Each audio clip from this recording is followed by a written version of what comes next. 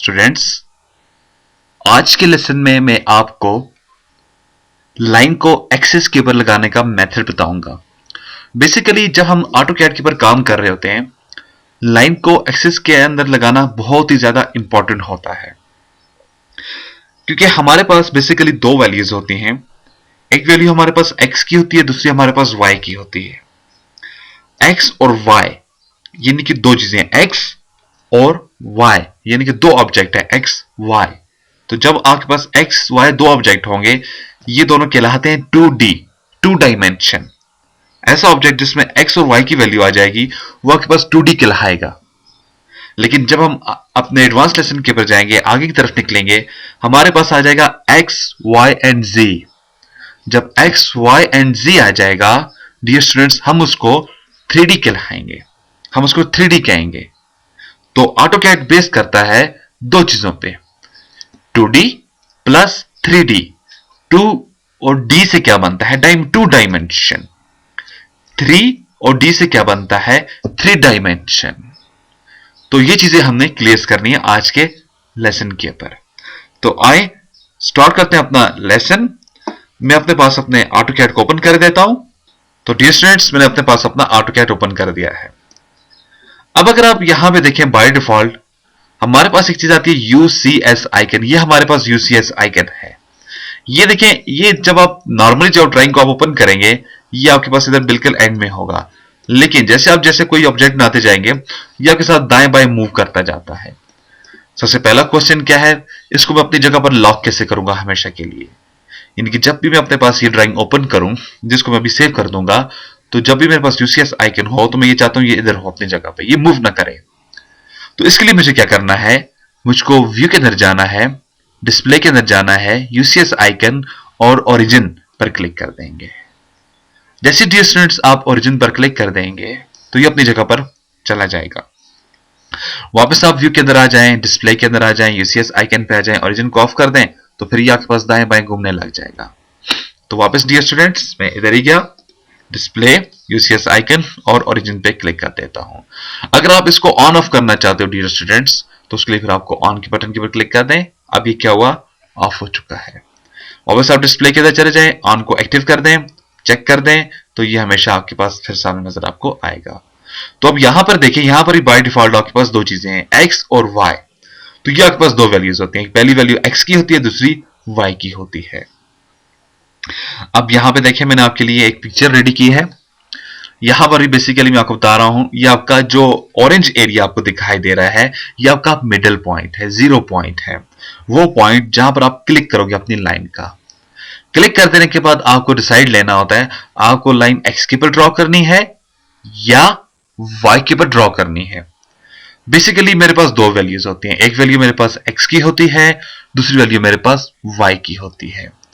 जब हम प्रैक्टिकली कोई भी काम करते हैं तो हमारे पास दो वैल्यूज निकलकर हमारे सामने आती हैं।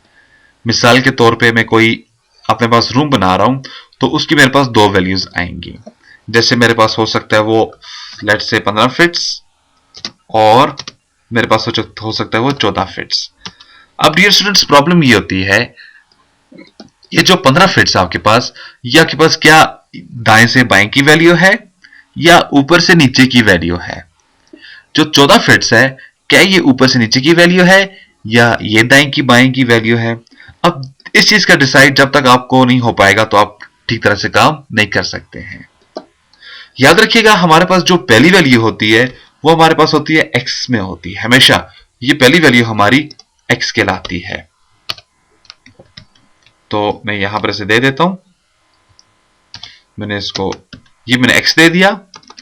देन हमारे पास जो दूसरी वैल्यू होती है हमारी, वो हमारे पास होती है y की वैल्यू होती है। यानी कि आपके पास आपकी पहली वैल्यू हमेशा x की वैल्यू होगी, दूसरी वैल्यू हमेशा आपकी y की वैल्यू होगी।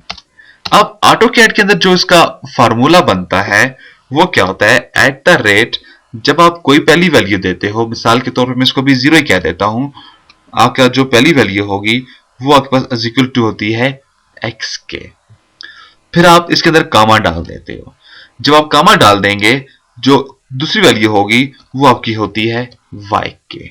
यानी कि पहली वैल्यू आपकी x के ऊपर होगी, दूसरी वैल्यू आपके पास आपके y की जानब निकलेगी। x जो मूव करता है वो हमेशा आपके पास लेफ्ट टू राइट मूव करेगा, y जो मूव करेगा ऊपर से नीचे की तरफ हमेशा मूव करेगा। तो ये आपके पास है, पहली वैल्यू x की है, दूसरी वैल्यू y की है।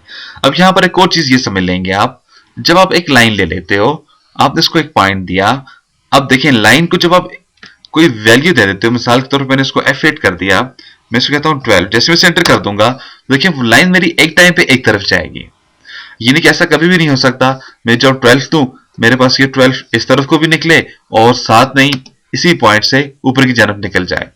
तो क्या आपके पास ऐसा कभी हो पाएगा? यहां से ऊपर की तरफ ये शेप निकलेगी, तो ऐसा कभी भी नहीं होता। इस तरह से अगर आप इधर लाइन लगाओ, ऐसा कभी भी नहीं होगा खुद ब खुद ये लाइन नीचे आ जाए। ये नहीं कि आपको 4 मरतबा लाइन ड्रॉ करेंगे, इधर इधर ऊपर नीचे, फिर आपका ऑब्जेक्ट परफेक्ट ड्रॉ होगा। तो ये चीज यहां पर है, आपके पास पहली वैल्यू x की है, दूसरी y की है, लेकिन जब आप फार्मूला से देने जा रहे हो, मिसाल के तौर पे अगर आपको x की पर वैल्यू चाहिए तो फिर आप इसे दोगे एट द रेट, आप x को वैल्यू दे देते हो और y को फिर आपको 0 करना मस्ट है। ये नहीं कि एक चीज को आप वैल्यू दोगे, एक को आप 0 करोगे। अगर आप दोनों को वैल्यू दे देंगे, ना तो वो शेप x पे जाएगी ना तो वो y पे जाएगी, वो मिडिल पे चली जाएगी। जैसे कि मैंने यहां पर ये लाइन ली है, मैंने इसको पॉइंट दिया, मैंने कहा एट द रेट, मैं कहता हूं 3 और 4, जैसे मैं सेंटर कर देता हूं, देखें अब ना तो ये x पर गई है ना तो y पे गई है, किसी एंगल पर चली गई है लाइन। लेकिन इसकी हम, क्योंकि हमें हमारी ये चीज रिक्वायरमेंट नहीं थी, हमें x या y के पर जाना है, तो जब आपको x के पर जाना है तो फिर आप क्या कर देते हो, आप अपने पास एट द रेट, आपने लाइन ली, आप कहते हो मुझे 12 की लाइन चाहिए और y को आप 0 कर देंगे। अब जैसे आप इसे एंटर कर देंगे तो क्या होगा, आपके पास x के पर आपकी लाइन ड्रॉ होकर आपके सामने आ जाएगी। इस तरह से वापस में इसी जगह पर आ गया, यही फार्मूला में सेम टू सेम टाइप करूंगा, जस्ट मैं इसके साथ माइनस जब मेंशन कर देता हूं, तो देखें जब आपके पास किसी चीज के साथ माइनस आ जाएगा, ये आपके पास बेस पॉइंट था तो ये पीछे की तरफ निकलेगा, क्योंकि आपके पास x क्या आ रहा है, माइनस में आ रहा है। आप इधर आ जाएंगे, आप वापस इसे जैसे एंटर कर देंगे तो ये आपको पीछे की जानब लेकर चला जाएगा। इस तरह से जो आपके पास आपका नेक्स्ट फॉर्मूला आता है वो क्या है, एट द रेट, आप कहते हो x को आप 0 कर देंगे। यहां पे आप जब आप इधर x को 0 कर देते हो, मैंने इसको x को 0 कर दिया और अब मैं y को यहां पे वैल्यू दे देता हूं। तो इसका मतलब क्या होगा, x के ऊपर आप कोई भी डियर स्टूडेंट्स फंक्शन ना करें, y के ऊपर आप करोगे। अब जब आप इधर फार्मूला दोगे यहां पे एट द रेट, आप x को 0 कर दो और आप y को वैल्यू दे देते हो। जैसे मैं इसे एंटर कर देता हूं, मैंने इसको एंटर प्रेस किया तो लाइन मेरी किधर होगी, ऊपर की जानब निकलकर चली गई है। वापस अपनी लाइन को आप इधर क्लिक कर दें, वापस मैं इसे कहता हूं एट द रेट, मुझे x के ऊपर वैल्यू नहीं चाहिए लेकिन y के ऊपर मुझे -12 की चाहिए, तो ये फिर आपको नीचे की तरफ लेकर आ जाएगा, x -x y और -y। तो फार्मूला आपके सामने है। अगर आप इन्हीं वैल्यूज की अपोजिट वैल्यू लेना चाहेंगे तो फिर आप क्या करेंगे, यहां पर जस्ट इनके साथ आप माइनस लगा देंगे। आप माइनस लगाने से क्या होगा, ये वैल्यू आपके बिल्कुल अपोजिट निकल आएंगे, यानी कि जो चीज आप दूसरी तरफ लेकर जाना चाह रहे हो उसके साथ फिर आपको माइनस देना जरूरी होता है। अब मैं यहां पर वापस एक लाइन ले लेता हूं, मैं एक बॉक्स शेप बना लेता हूं, एट द रेट, मैंने कहा मेरे पास जो x की वैल्यू है वो है 2 फीट्स। और अब सॉरी, सबसे पहला काम क्या होता है ऑटोकैड के अंदर, यूनिट्स अपने सेटअप्स कर लिया करें, क्योंकि मैं फिट्स और इंच के अंदर काम करना चाह रहा हूं, इंजीनियरिंग। फिर मैंने डी एंटर कर दिया, मैं मॉडिफाइड के अंदर आ चुका हूं, इंजीनियरिंग, फिट्स और इंच, ओके और क्लोज कर दूंगा।